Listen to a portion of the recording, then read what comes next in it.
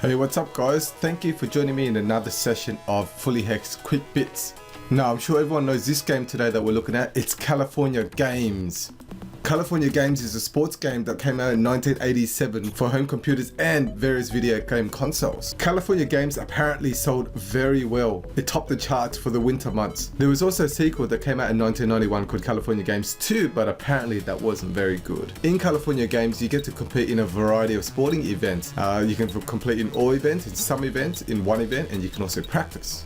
I'm playing the Sega Genesis version, and in this version you get to pick from 5 sporting events: the half pipe, the footbag, surfing, skating and BMX. However, in other versions of the game you also get to play flying disc.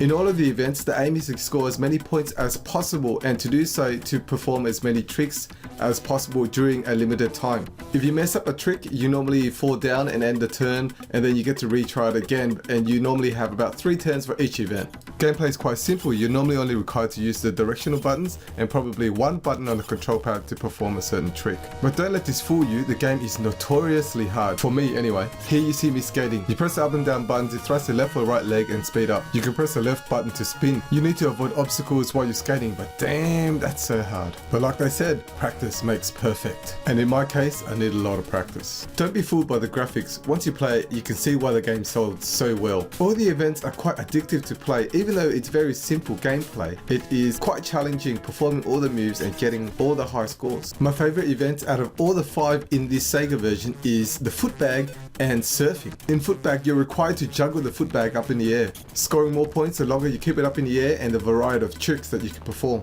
And surfing is also pretty awesome. Beat the wave or spend time under the wave to get some points, but to get higher points you need to perform some tricks such as jumps. Once you get your groove on, it feels like you really are surfing. Although this game can be challenging and hard, and I think the half pipe is the hardest. That's how the old school games were like. It's not meant to be easy. It requires you to practice to get better at it and then get high points. And that's where it gets addictive, because once you land those high points, you're like, woo, mad. So if you get a chance, make sure you try out this game.